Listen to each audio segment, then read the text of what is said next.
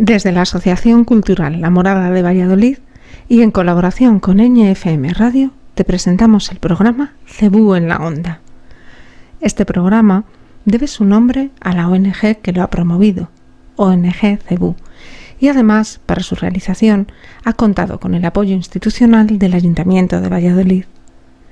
Cebú en la Onda consta de 3 episodios sobre temas de gran impacto en la actualidad, como son el medio ambiente, la vulneración de derechos humanos y la pandemia. Esperamos que sea de tu agrado.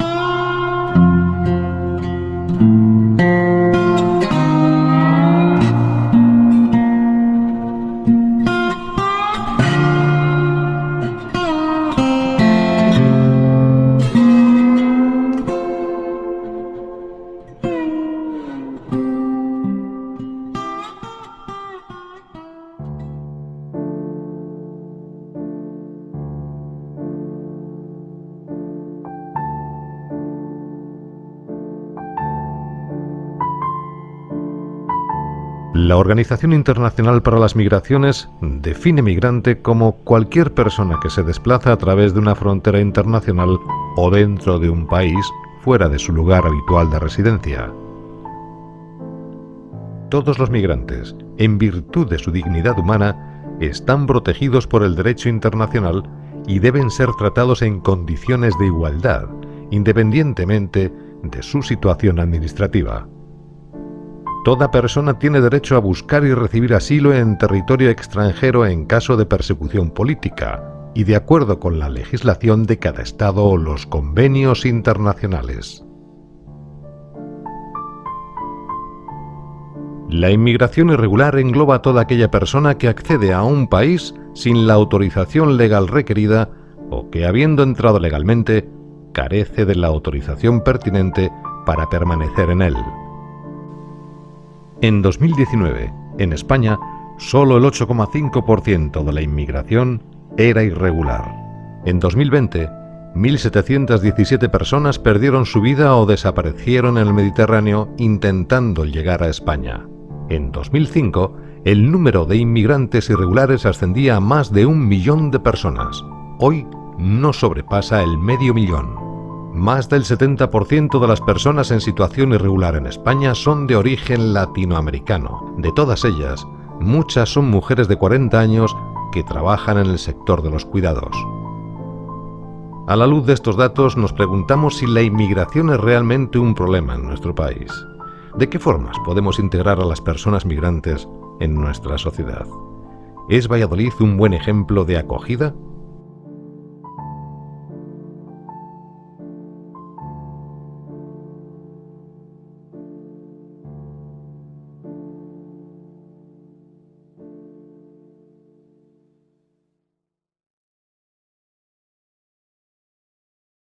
En tiempos de crisis se suele decir, sobre todo de desestabilidad social y demás, se suele señalar a las personas migrantes como causantes de diferentes problemas de una determinada sociedad, ya sea, por ejemplo, porque nos vienen a quitar el trabajo, son portadores de enfermedad, y esto, coincide con una situación de pandemia como la actual, etcétera, etcétera, ¿no? También son como señalados como causantes de la violencia de una sociedad, posibles terroristas, etcétera. Pero ¿hasta qué punto este tipo de diagnósticos es realmente realista y es un problema para una sociedad, por ejemplo, como la española? Bueno, al final lo que se produce en la sociedad es rechazar al diferente, al extraño, ¿no? Y eso es lo que nos pasa. Siempre nos da miedo, de alguna forma, enfrentarnos a alguien que tiene un color de piel, que habla diferente, que estará hablando, qué le pasa, ¿no? Y entonces ahí se produce un sentimiento de rechazo de las personas, y en este caso de las personas muchas veces que más vulnerables, ¿no? De las personas migrantes que no tienen una familia aquí, que están solos, muchas veces vienen a trabajar, a buscarse un futuro mejor, ya que en su país no es posible por diferentes temas, porque hay pobreza, porque no hay futuro, o porque, pues desde los países del norte hemos ido a sus países para tener las materias primas que necesitamos, ¿no? O porque hay guerras, ¿no? Hay muchos casos por las que mucha gente no le queda otro motivo que emigrar para poder vivir de una vida digna, ¿no? Entonces hay que luchar muchas veces contra ese prejuicio, y ellos muchas veces no pueden defenderse, ¿no? Porque no pueden, no tienen una representación política que les defiendan, no tienen medios de comunicación que estén a favor, y entonces eso es muchas veces lo que nos pasa, ¿no? Entonces nos quedan las ONGs para ser un poco el altavoz de estas personas en riesgo de exclusión muchas veces y que necesitan una ayuda. De hecho, en la última década se ha hablado sobre todo mucho de la figura del refugiado, ¿no? Que muchas veces se puede incluso generar una confusión entre una persona refugiada, una persona migrante. Evidentemente un refugiado al fin y al cabo también es una persona migrante, pero como digo, se ha hablado mucho en la última década, sobre todo a raíz de la crisis que desencadenó la guerra en Siria, y luego posteriormente, recientemente, pues la salida de las tropas de Estados Unidos en Afganistán. Digamos que esa confusión entre persona migrante y refugiado, ¿qué tipo, digamos, de problemas puede desencadenar? ¿O es correcta esa confusión? ¿O no es importante realizar esa confusión? Bueno, jurídicamente es diferente, ¿no? Tiene un estatuto diferente y unos derechos diferentes. Una persona refugiada, ¿no? o que pide el asilo sale de un país en situación de guerra, y que esa guerra la ha reconocido el propio país, ¿no? Pero sin embargo tenemos casos ahora mismo como Colombia o Venezuela, que desde el gobierno de España, en este caso, por ejemplo, no se reconoce que hay una guerra, ¿no? Como tal, pero sí que la gente está perseguida, bien por mafias, bien por cárteles o por cualquier motivo, ¿no? Entonces tenemos familias que han venido a España, no son refugiadas, piden la solicitud de asilo y de refugio, pero se les deniega, ¿no? Al cabo de los 6 meses, ¿no? Y tenemos cantidad de gente en esta situación. Al final son personas, ¿no? Y es lo que no tenemos que fijar, y son personas que han tenido que salir, en este caso por problemas, por no poder tener su vida. El Papa Francisco lo dice, ¿no? Primero hay que defender la vida en su propio país, y si no se puede, pues bueno, pues tener el derecho a migrar. En ese sentido, digamos, fundaciones como Recíncola, digamos que prestáis un servicio de atención a personas migrantes, digamos, sin hacer una distinción de la procedencia y demás. ¿Ese servicio en qué consiste, de forma general?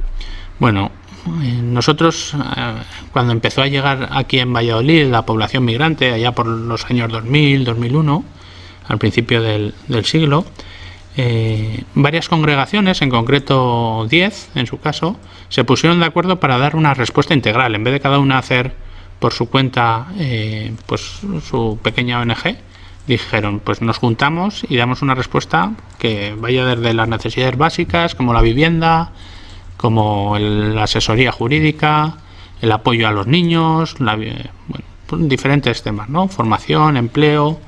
Y ahí es lo que venimos haciendo desde Recíncola, ese apoyo integral para estas personas. Y bueno, pues desde una treintena de programas con todo, ¿no? Desde niños de infantil hasta apoyos escolares de primaria, de secundaria, actividades para jóvenes, y también con adultos, clases de español, formación para conseguir un empleo, búsqueda de empleo. Bueno, eso es un poco lo que hacemos así en grandes líneas. Pero precisamente, volviendo un poco a la pregunta que te hacía al principio, en tiempos convulsos, digamos que se puede tener muy buena voluntad por parte de entidades como Recíncola u otras para prestar un servicio de atención a personas, digamos, en situación de vulnerabilidad, como pueden ser las personas migrantes en muchos casos, porque no pueden defender sus derechos, como has señalado ya. Entonces, al margen de eso, digamos, de ese servicio que se pueda atender a esas personas, hay otro factor, que es el de si hay una sociedad que, por definición, está en contra de la gente que viene de fuera, o hay partidos políticos que tienen cierta representatividad frente a esos colectivos. digamos, un factor importante es la sensibilización social. En ese sentido, ¿qué se puede hacer para que esa sensibilización sea efectiva y se pueda, digamos, en cierto modo, descomprimir la presión que muchas veces existe en torno a este tipo de problemáticas, ¿no? Al final es poner rostro, nombre y cara a la situación. No es lo mismo hablar de los inmigrantes que hablar de Abdul, que hablar de Miguel o que hablar de cualquier persona, ¿no? O del vecino de enfrente que vive enfrente mío y que tiene unos hijos y que le saludo por las mañanas.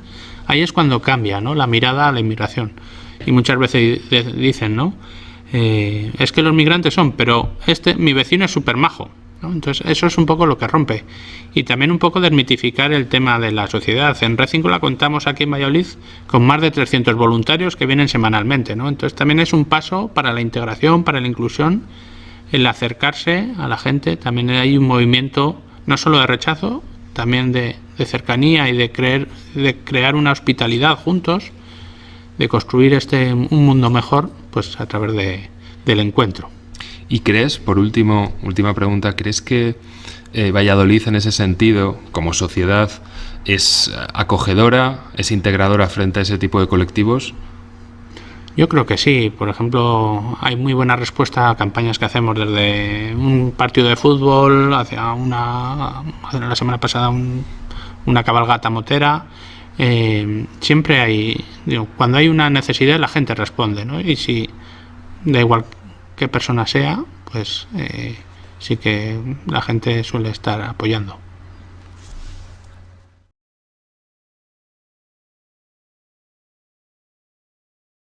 En 2018, una serie de entidades, expertos de entidades, ONGs y demás, de los 13.000 inmigrantes que más o menos se contabilizaban en Valladolid, decían que la mitad se encontraba en riesgo de exclusión social. Probablemente, esta situación se haya modificado en los últimos años, pero la cuestión es qué problemas se detectan desde el Ayuntamiento de Valladolid respecto a este colectivo de personas migrantes en la actualidad. Bueno, hay algo más. Estamos en estos momentos en torno a los 16.000 inmigrantes en Valladolid. Bastante más hay porque hay muchas personas que ya están accediendo a la nacionalidad española por el tiempo que llevan aquí. Yo creo que hay un problema que es la falta de colchón social, ¿no? Por eso hemos implantado el plan de convivencia del que luego hablará Carmen. Yo creo que es necesario, todos en estos momentos de crisis tenemos familia, tenemos amigos, tenemos un colchón que nos permite sobrevivir en determinadas circunstancias cuando nos vienen mal dadas, y ellos evidentemente no lo tienen. Por lo tanto, las ayudas sociales han servido para paliar un poco estas situaciones, pero hay que quitar de este panorama, de este idea que tenemos de que siempre van a personas que no son españolas. No es verdad. Se recibe mucho más por parte de los españoles que por parte de los de fuera, solo por el simple hecho de que son lógicamente menos y por lo tanto en proporción reciben menos, porcentualmente reciben menos. Se han quedado en estas situaciones de crisis sin la economía sumergida, que es lo que ha desaparecido para esta población que vive en esta situación, ¿no? Que no es evidentemente lo más ideal, pero que en un momento de crisis donde todos nos quedamos en casa hay cosas que desaparecen. No hacemos chapuzas en las casas, las estamos haciendo ahora, pero no entonces. Pues se quedaron sin poder tener ningún tipo de ingreso, y ahí ha habido un problema importante. Hay una población joven inmigrante con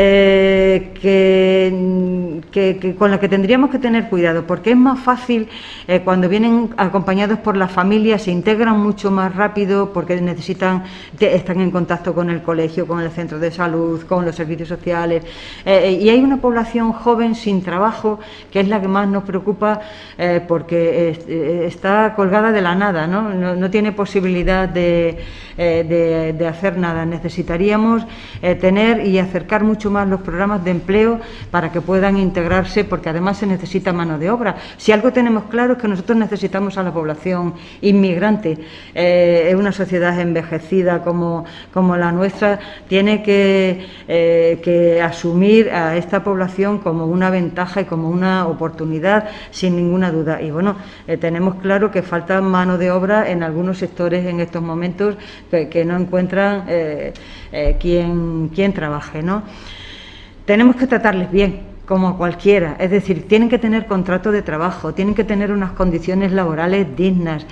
Yo he vivido a lo largo de estos años, no el ayuntamiento, sino antes, cuando empezaron a llegar, aproximadamente en el 2008-2010, que fue cuando Valladolid empezó a tener una población inmigrante, porque antes era mucho más insignificativo, y bueno, las condiciones laborales y las ofertas que había, sobre todo en el medio rural, eran realmente deplorables, ¿no? Yo creo que hay que darles unas condiciones dignas para que se queden aquí, se asienten, tengan a su familia, sus hijos se integren en nuestra comunidad y puedan hacer la vida normal aquí. Yo creo que tenemos que avanzar en ese sentido, muchas más oportunidades de empleo. Lógicamente, antes del empleo está la formación, porque aunque vengan con formación, les resulta difícil que aquí se les reconozca la titulación que tienen, son procesos muy largos. Entonces, bueno,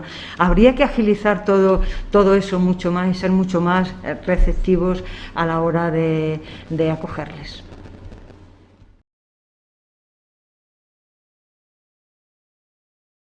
¿Qué oportunidades qué oportunidades ofrece, mejor dicho, la ciudad de Valladolid para el colectivo de las personas migrantes, y al mismo tiempo qué programas se están implementando por parte de la administración pública local, digamos, para que estas personas superen sus obstáculos y puedan integrarse con plena normalidad dentro de nuestra sociedad? Vale, pues a ver, en 2019 se crea esta concejalía, es una concejalía nueva que depende de los servicios sociales, con el fin de trabajar un plan de convivencia ciudadana intercultural, cuyo objetivo es trabajar la diversidad que existe en la ciudad, con personas inmigrantes, con minorías étnicas, pero también con la sociedad en su conjunto. Es un plan que precede al plan anterior de inmigración, ya no solo se centra en los servicios asistenciales a personas inmigrantes, sino que se centra en el conjunto de la sociedad, ¿no? Se da un paso más y lo que se pretende es trabajar esa interculturalidad. Es decir, es innegable que la sociedad cada vez es más diversa, cada vez está más globalizada y convivimos, ¿no? en un espacio, es una ciudad que es multiculturalidad, como ha dicho bien antes Rafaela, con 120 nacionalidades en Valladolid. Pero esa multiculturalidad en la que en un determinado espacio hay varias culturas, orígenes o procedencias, lo queremos convertir en una interculturalidad. Es decir, que haya un reconocimiento mutuo de unos y otros, un respeto, y la clave está sobre todo en una tolerancia. Es decir, yo tengo a mi vecino que tiene una cultura, un origen diferente, pero le respeto, le reconozco y nos conocemos. Y eso es lo que pretende el Plan de Convivencia Ciudadana Intercultural. Entonces, ¿qué es lo que hacemos para trabajar en ese sentido? Pues trabajamos a través de actividades sobre gestión de la diversidad, tanto a nivel externo, con empresas, hemos empezado con medios de comunicación, con técnicos municipales, sobre cómo trabajar y cómo conocer esa diversidad. Creo que es el desconocimiento el que genera la exclusión, el rechazo, y es por ello que a través de conocernos mutuamente es lo que va a generar esa empatía y esa conexión entre las mayorías y las minorías. También trabajamos a nivel interno formando a nuestros propios técnicos. De hecho, es el segundo congreso que llevamos a cabo con Policía Municipal sobre gestión de la diversidad, delitos de odio y discriminación. Y luego también tenemos un servicio de mediación intercultural, que es como una herramienta de apoyo al plan, con el fin de que cada vez que haya un choque, que he de decir que no hay conflictos graves aquí en la ciudad, pero sí que es verdad que todos discutimos si no es con el vecino, es con el padre, con el hijo. Entonces, cuando hay un choque, pero es intercultural, es decir, a las partes tienen ese conflicto por esa diferencia cultural, entra ya a trabajar nuestro servicio de mediación, cuyo fin es que se acerquen las partes, que lleguen a un diálogo y a través de ese diálogo que pueda haber una mejora en la convivencia. También estamos realizando varias acciones formativas destinadas a personas inmigrantes, como es el curso de referentes y estructuras de participación. En 2019 hemos empezado con un curso y ahora en 2021 son 7 cursos los que hemos lanzado, por lo tanto hay mucha demanda sobre estos cursos. Hay muchas personas inmigrantes que participan, se hacen de cada curso grupos de 20 personas.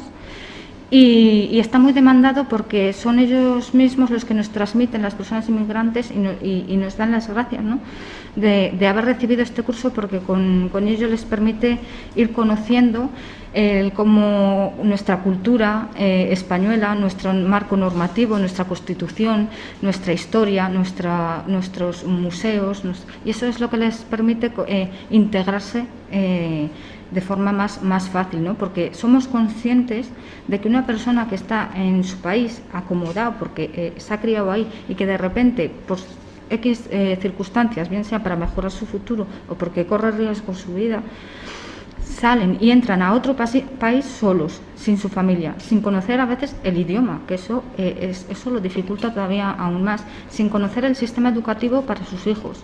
O sea, es muy difícil para ellos que nada, y encima lo tienen que hacer de forma muy rápida porque se tienen que integrar lo más rápido posible, porque si no, imagínate, los niños, los menores no podrían acceder a la escuela.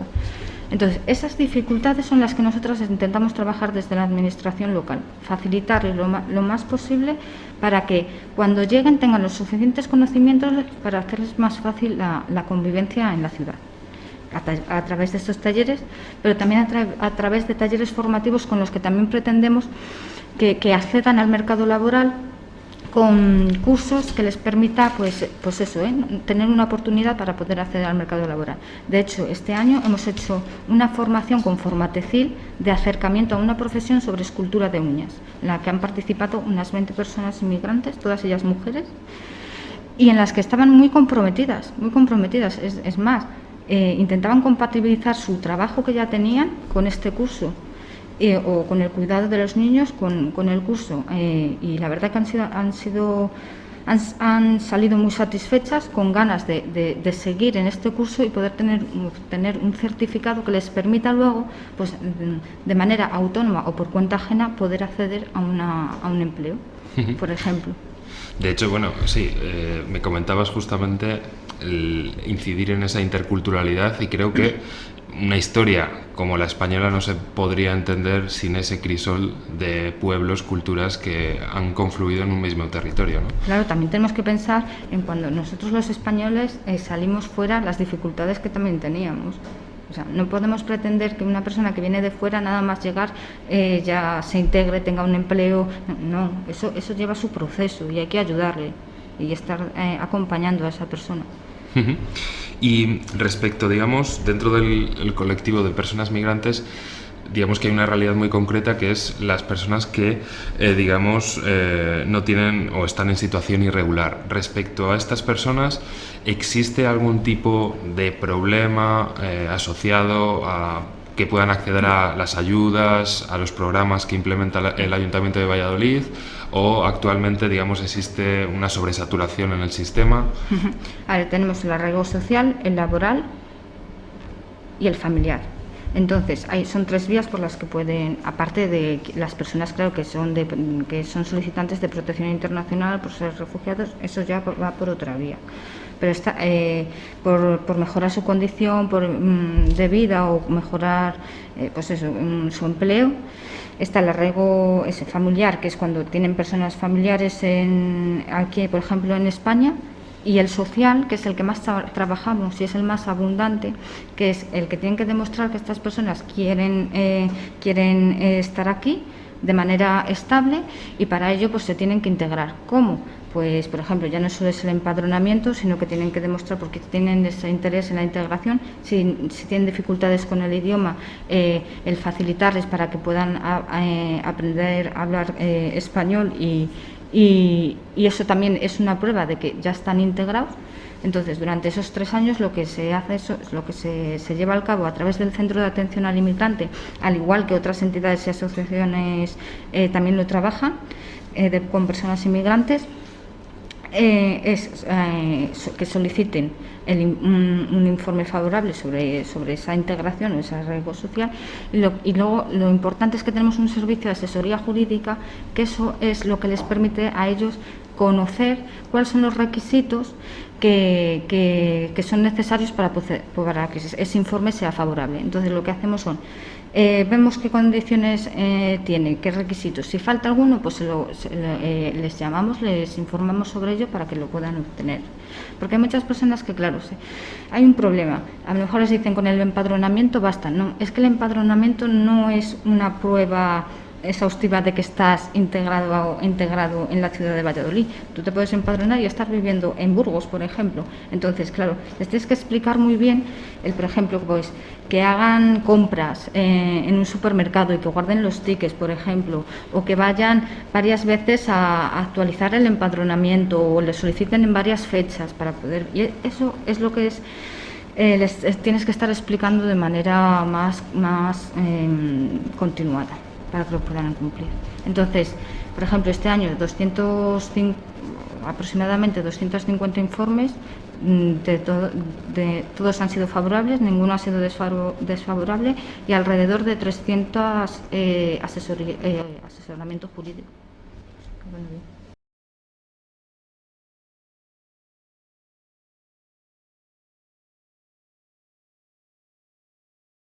Cáritas es conocida, digamos, a nivel tanto nacional como local por diferentes campañas, ya sea de alimentos, recogida de ropa, etcétera. Pero desde el servicio jurídico de Cáritas, ¿qué tipo de servicio se ofrece, digamos, a la gente que se acerca, o qué tipo de, digamos, atención se ofrece a las personas que se acercan a este caso, al servicio que tú diriges aquí en Valladolid? Pues fundamentalmente es de orientación y asesoramiento. Lo único, no se trabaja en tribunales, no estoy colegiada, entonces se deriva a la abogacía privada o la abogacía de oficio cuando es preceptivo. En el momento en que, como hay muchas causas y hay diferentes cosas que se pueden llevar de forma privada, es decir, las personas tienen que ser los que presenten bien los recursos, los escritos o incluso las demandas, solo hacérselas yo en su nombre. Entonces, y abarca pues todas las disciplinas, desde civil, penal, extranjería, o sea, son todas las disciplinas jurídicas y depende de lo que necesiten. Lo único que sí que es cierto que cuando ya requiere postulación, yo les derivo, hay veces que simplemente es información, hacerles entender una carta que les llega desde Hacienda o desde el juzgado o desde la Seguridad Social, muchísimas desde Seguridad Social, pues porque el lenguaje jurídico es muy farragoso, es muy particular, todavía tiene mucho latinismo, entonces, y requieren, bueno, pues que se les explique y que se les quite un poco el miedo, que se les oriente por donde, o simplemente que no pueden hacer nada, en alguna ocasión no se puede hacer nada más. ¿Y el perfil de las personas que solicitan este tipo de servicio, en el caso concreto de Cáritas en Valladolid, cuál sería, de forma, digamos, general?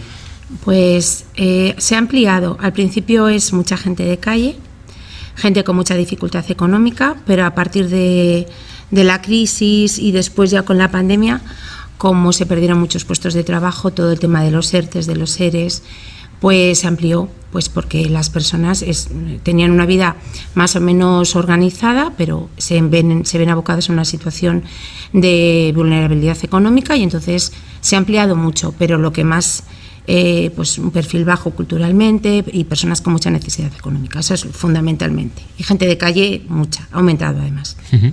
Se tiende muchas veces a pensar que en el caso de los servicios de atención social, servicios jurídicos como el que has descrito de Cáritas, pues suelen ser utilizados mayoritariamente por personas migrantes. En ese sentido, ¿existe realmente una distinción entre una persona que puede ser autóctona de Valladolid, hablo de los problemas, y una persona que es inmigrante? ¿O existe, digamos, una equiparación en ese tipo de problemáticas? ¿Hay algo específico de las personas migrantes?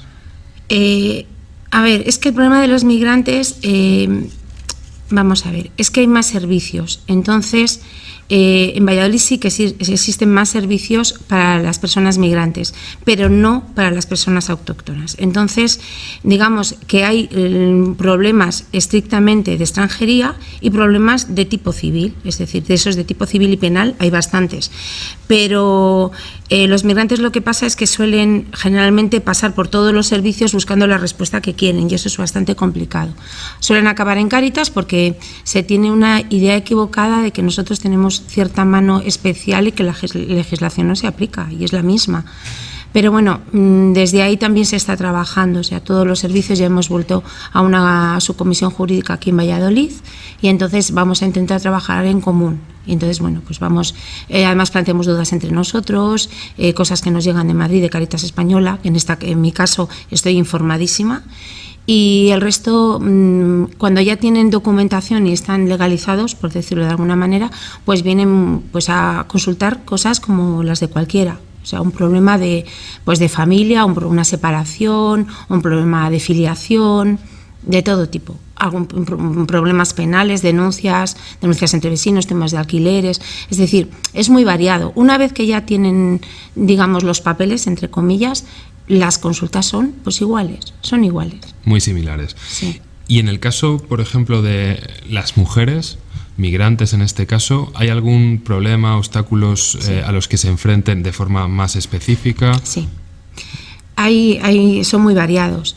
Depende mucho de en qué situación estén. O sea, si, por ejemplo, vienen de la red de violencia o tienen problemas con ese tema, pues está muy centrado ahí, y con sus hijos. Hay un problema de incomunicación clarísimo, porque sobre todo a las mujeres marroquíes les cuesta muchísimo aprender el idioma, y entonces eso hace que a nivel laboral cueste muchísimo. O sea, esto documentadas, indocumentadas pues todavía más, porque pues la explotación laboral es clarísima. O sea, se utiliza ese trabajo porque es fácil, porque esas personas se tienen que acoger a lo que les den en unas situaciones horrorosas, cobrando poquísimo, y no tienen otra cosa, entonces lo tienen que hacer. Pero el idioma es muy importante, y luego tienen sobre todo el problema de los alquileres, el tema de la vivienda es muy difícil también.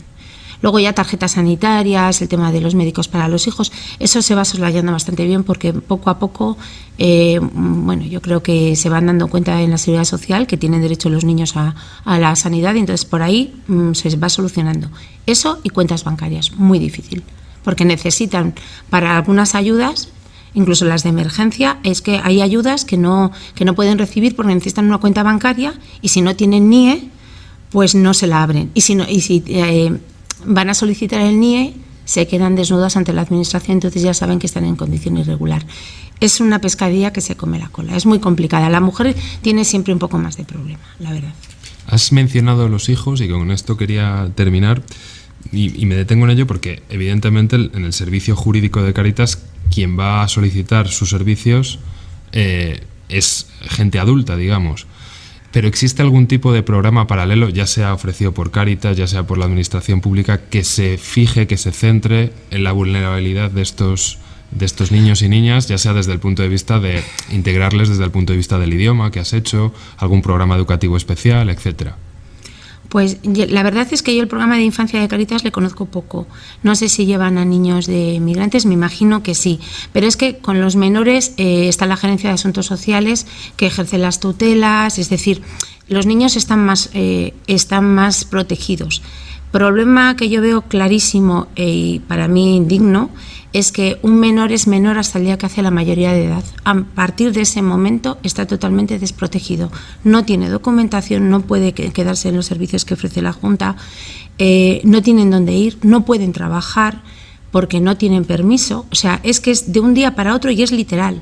O sea, el día que hacen 18 años están solos. Sobre todo si son menas, o sea, si son niños que vienen no acompañados, se acabó. Y con las familias, pues bueno, requieren, mientras son menores, si tienen el permiso de residencia de los padres, se amplía, entonces están cubiertos. En el momento que son mayores de edad, volvemos a empezar. Necesitan, están indocumentados, entonces tenemos que acudir al arraigo, que es larguísimo, y es volver a empezar toda la rueda del arraigo. Es complicado, es muy complicado. Pero menores, al menos, mientras son menores de edad, sí que tienen más protección, las cosas como son.